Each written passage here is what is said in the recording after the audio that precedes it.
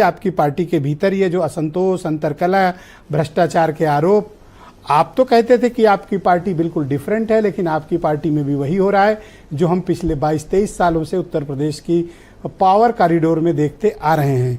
आप किस अंजाम लगने जा रहे हैं सर? देखिए, भारतीय जनता पार्टी एक लोकतांत्रिक राजनीतिक दल है और लोकतांत्रिक राजनीतिक दल में निश्चित तौर पर कुछ बातें कह देंगे। थोड़ा इको कर रहा है जरा ब्रजेश। हाँ, मैं ठीक करा रहा हूँ, प्लीज कंटिन्यू। लोकतांत्रिक राजनीतिक दल में अपनी बातें स्वतंत्र तौर पर कही जा सकती हैं। अच्छा होता है कि प्रॉपर फोरम पर कही जाए, उचित मंच पर कही जाए। और वसीम बरेलवी का एक जो पुराना शेर है कि कब कौन सी बात कैसे कही जाए, सलीके से कही जाए तो हर बात सुनी जाए। बेहतर होगा ऐसा कि लोग फोरम पर कहें। लेकिन एक उत्तर प्रदेश में 2024 का चुनाव परिणाम अनपेक्षित था। इस अनपेक्षित परिणाम से कार्यकर्ताओं को धक्का लगा है, कार्यकर्ताओं को पीड़ा हुई है, क्योंकि 2014 का चुनाव, 2017 का चुनाव, 2019 का चुनाव, 2022 का चुनाव, हमने जो लक्ष्य तय किए थे, हमने उन लक्ष्यों को प्राप्त किया। सपा बसपा के बड़े राजनीतिक गठबंधन को भी हमने ध्वस्त करने का काम किया था। यह अनपेक्षित था, इस नाते पीड़ा है। और पीड़ा में कई बार कुछ स्वर ऐसे निकल आते हैं, मैं मानता हूं कि ये स्वर धीरे धीरे थम जाएंगे। नेतृत्व बहुत सशक्त है, मजबूत है, सामूहिक है। किसी प्रकार का कोई संकट भारतीय जनता पार्टी की राजनीति को लेकर के नहीं है। जो आज चर्चा अलग अलग सियासी गलियारों में चलाने का प्रयास किया जा रहा है, यह कोई पहली बार नहीं चल रही है। उत्तर प्रदेश के मुख्यमंत्री योगी आदित्यनाथ जी ने जब 2017 में शपथ ली थी ना, उसके बाद से ही लगातार कि उत्तर प्रदेश में नेतृत्व परिवर्तन हो जाएगा, मुख्यमंत्री बदल दिए जाएंगे, यह नैरेटिव अलग अलग समय पर कई बार चलाने का प्रयास किया गया है, लेकिन नतीजा सिफर रहा है। उत्तर प्रदेश में नेतृत्व परिवर्तन की ये सारी बातें बेबुनियाद है, इनका कोई आधार नहीं है। ये बातें कपोल कल्पित कल्पनाओं के आधार पर हैं और विपक्ष जानबूझ करके प्रयास करता है। मुझे याद है अखिलेश यादव ने कई बार प्रयास किया है कि दोनों डिप्टी सीएम्स को ऑफर देते रहे हैं। आपने अभी कहा कि बात कहने का सलीका हो तो हर बात सुनी जाएगी। ये सलीका राकेश त्रिपाठी किसको सिखा रहे हैं? बदलापुर के विधायक रमेश चंद्र मिश्रा को या यूपी के deputy chief minister Keshav Prasad Maurya को?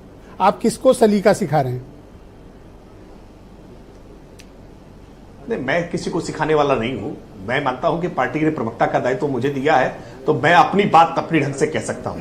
लेकिन यह सलीका सबको रखने की आवश्यकता है, यह किसी को सिखाने की आवश्यकता नहीं है। आपने रमेश चंद्र मिश्रा जी का नाम लिया है, उन्होंने अपने बयान पर खुद अपना खंडन, अपनी सफाई पेश की है कि उनके बयान को संदर्भों से परे काट छांट करके एडिटेड करके रखा गया है। मुझे लगता है कि रमेश मिश्रा के दूसरे बयान को भी संज्ञान में लेना चाहिए। उनके पहले बयान के आधार पर नैरेटिव जो गढ़ा जा रहा है, किसको सलीका? आपने जो शेर की शुरुआत की सलीका सिखाने वाली, ये आपने किस संदर्भ में कही है? किसको सलीका सिखाना चाहिए या उचित फोरम में रखना चाहिए? कार्य समिति से उचित फोरम तो और कोई होता नहीं, हाईएस्ट फोरम होता है, वहां रखी गई थी ये बात। तो कार्य समिति की कोई बात आपत्तिजनक नहीं है। कार्य समिति में कोई अनुशासनहीनता नहीं है। कार्य समिति की कोई ऐसी बात नहीं है जिस बात को लेकर के हाय तौबा मचाई जाए। कार्य समिति में केशव प्रसाद मौर्य जी के जिस बयान को लेकर के अलग प्रकार के अर्थ निकालने का प्रयास किया जा रहा है, वो शाश्वत सत्य है। ये सत्य बार बार कहा गया है। फिर मैं दोबारा आपसे बात पूछता हूं, कोई नया शोध नहीं है ये। मेरे प्रिय दोस्त, मैं आपसे एक सवाल और करता हूं। आज तक ऐसा कभी नहीं हुआ कि कार्य समिति की बैठक के 24 घंटा बीतने के बाद भारतीय जनता पार्टी के ऑफिशियल ट्विटर हैंडल से केशव प्रसाद मौर्य के उस बयान को पोस्ट किया जाए जिसमें उन्होंने कहा था कि संगठन बड़ा है, सरकार से था और रहेगा, कार्यकर्ताओं की गरिमा को बढ़ाया जाएगा। ये किस संदर्भ में सरकार को नीचा दिखाने की पार्टी ने कोशिश की? ये ऑफिशियल ट्विटर हैंडल से पोस्ट हुआ है, आप इसको डिनाई नहीं कर सकते, उसके स्क्रीनशॉट्स हैं। देखिए सरकार नहीं, बिल्कुल डिनाई कर भी नहीं रहे हैं। हम क्यों डिनाई करेंगे? ये शाश्वत सत्य है, इसको बार बार दोहराएंगे। इसको आप कहेंगे तो मैं आपकी डिबेट में मैं भी दोहरा दे रहा हूं कि संगठन सरकार से बड़ी होती है। मैं वही कह रहा हूं, सरकार का क्या सरकार को संगठन के कुछ लोग नीचा दिखाना चाहते हैं, उसी मकसद से ये ट्वीट हुआ? यही तो मैं कह रहा हूं, झगड़ा तो इसी बात का है। नहीं, सरकार को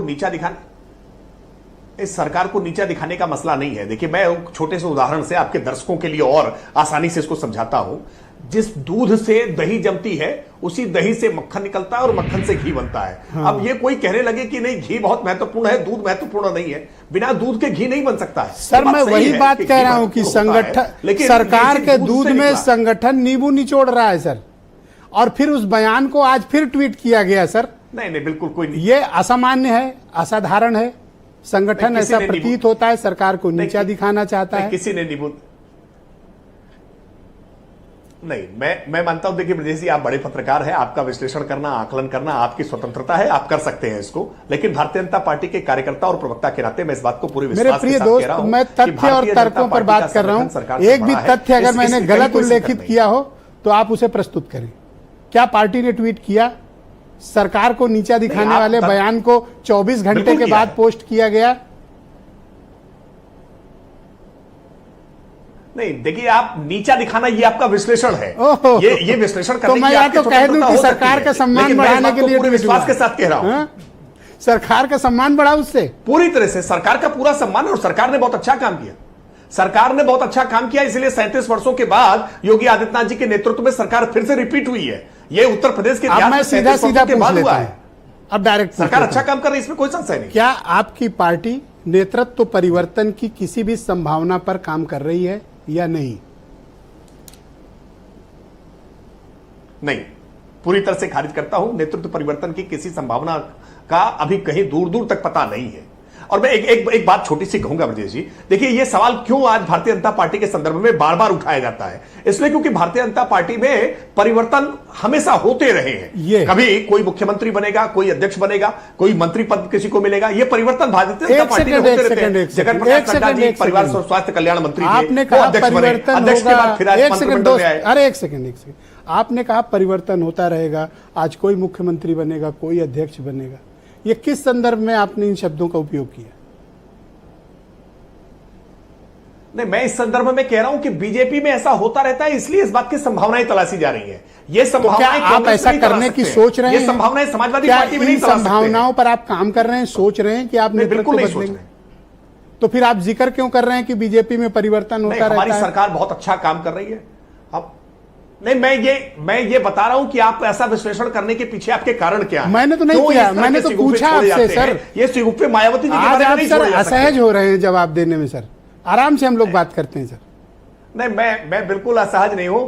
मैं बिल्कुल असहज नहीं हूं। मैं विजय जी ये कह रहा हूं कि ये विश्लेषण जो प्रस्तुत किया जा रहा है ना, ये पहली बार नहीं किया जा रहा है। 2017 में शपथ लेने के बाद कई बार किया जा चुका है कि अब यूपी में नेतृत्व परिवर्तन हो जा रहा है, अब यूपी में विधायक असंतुष्ट हो गए हैं, अब संगठन असंतुष्ट हो गया है। ये नैरेटिव कई बार किया गया है, लेकिन नतीजा सिफर रहा है। उत्तर प्रदेश में योगी आदित्यनाथ जी एक सफल मुख्यमंत्री के तौर पर, लोकप्रिय मुख्यमंत्री के तौर पर बहुत अच्छा काम कर रहे हैं। क्या आप ये कह सकते हैं कि जो सरकार को नीचा दिखाने वाला, ये खारिज किए जाने योग्य, जो सरकार को नीचा दिखाने वाला ट्वीट बार बार किया जा रहा है, ये बंद होगा या अभी कंटिन्यू रहेगा? नहीं, मैं मानता हूं आप उसको अपने हिसाब से नीचा देखने के लिए कह रहे हैं। मैं मानता हूं कि पंडित दीनदयाल उपाध्याय जी ने जो बातें कही हैं, sir thank you sir, Bhajpa के मैं आपके मित्र दीपक